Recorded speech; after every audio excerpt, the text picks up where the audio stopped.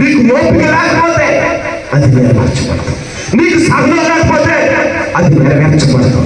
హల్లెలూయా, హల్లెలూయా, హల్లెలూయా, హల్లెలూయా, హల్లెలూయా. భార్య ఎప్పుడు భర్తని కించపరిచి మాట్లాడుతూ ఉంటుంది. ఒకరోజు వాళ్ళ ఫ్రెండ్స్ తీసుకొచ్చాడు భర్త.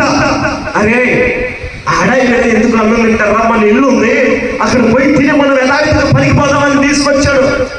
అక్కడ ఇంటి పక్కన పంచాలనుకుంటే అక్కడ నీళ్ళు లేకపోతే, సరైన వసతి లేకపోతే, నీళ్ళు లేకపోతే మన ఇల్లు ఉంది, పక్కన పోయి భోజనం చేద్దామరా, ఎవరి క్యారెక్టర్ వాళ్ళే. మా భార్య ఉంది, నీళ్ళు ఇస్తాం రావా, నువ్వు తీసుకొని ఇంటికి వెళ్తే ఏమండి రావాలయ్యా, అర్థమైన వాళ్ళందరినీ ఇంట్లో తీసుకొని వస్తావా అని ఏది చూపించి మాట్లాడుతున్న భార్య, భర్తకు విలువ లేకుండా చేసే విధంగా మాట్లాడిన భార్య ఒక జీవితాన్ని గురించి చెప్తున్నారు. అమ్మాయి తీసుకొచ్చి లోపలికి తీసుకురావాలి. భార్య సిగ్గుందా, వాళ్ళను మన ఇంట్లో తీసుకొస్తావా?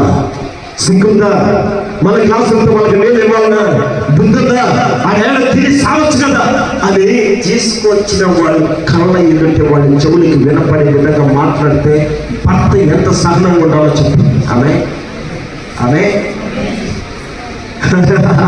అని నవ్వి భార్య భర్త నవ్వి,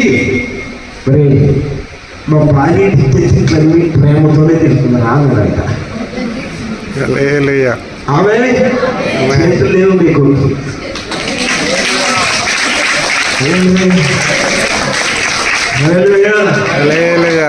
మా భార్య ఇచ్చే మర్యాద తొందరగా అన్నాడంట.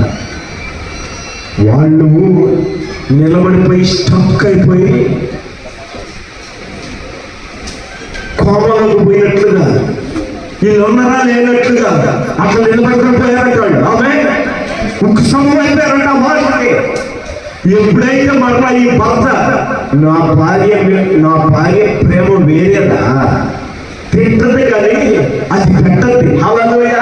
ఇప్పుడు మీరు వచ్చారు కాబట్టి మిమ్మల్ని ప్రేమతో స్వాగతం చేస్తున్నారు నా భార్య. మీకు తెలియదు, మాదంతా రివర్స్ గేరే. హల్లెలూయా. ఒక్క మాటతోటి హల్లెలూయా బతికించారు అనుకున్నాను. అదే భార్య ఒక్క మాట కూడా మాట్లాడలేదంట. గబ లోపలికి వెళ్ళి బిందుతో తీసుకొచ్చారు పెట్టినట్టు. అదే భార్య అతను మాత్రం లోపలికి వెళ్ళి కిచెన్ లో చేసినటువంటి గుడ్లు కూడా తీసుకొచ్చి వాళ్ళ ముందు పెట్టిందంట.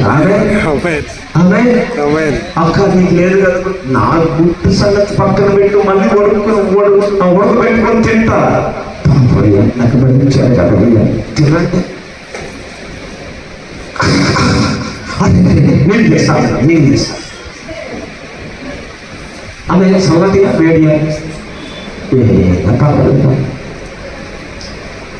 అదే మాట నీకు ఓపిక సమాధానం చెప్తే కరిగిపోతుంది. అలా ఏది కరిగిపోతుంది చెప్పండి, ఏది కరిగిపోతుంది?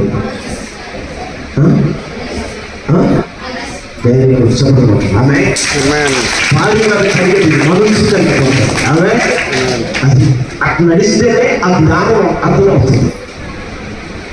వాక్యానికి మీరు నడుస్తూ ఉంటే మీ హృదయం దేవుని వాక్యం వైపు తిప్పబడినప్పుడు మీరు కరెక్ట్ అయిపోతారంటే అలా మనసు కరిగిపోతుంది.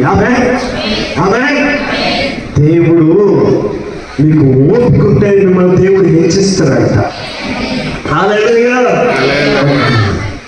కొద్దిగా మాత్రమే కొద్ది ఊరితో సహించండి, వాగ్దాన ఫలంలో పొందుకుంటారు.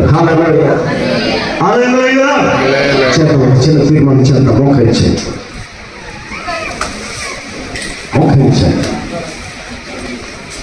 చిన్న తీర్మానం. ఏ తీర్మానం తెలుసా? ఇన్నాళ్ళు నువ్వు నడిచినట్టుకన్నా చేసే తీర్మానం కాదు. తీర్మానం చేస్తా పడిపోతాం. ఆ తీర్మానం స్థిరమైన తీర్మానం ఈరోజు తీసుకోవాలి. కపటం లేని తీర్మానం తీసుకోవాలి.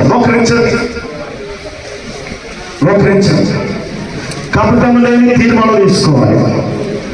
నువ్వు మారవే కావచ్చు, నువ్వు చేదువే కావచ్చు, ఆయన మధురంగా మారుస్తాడు.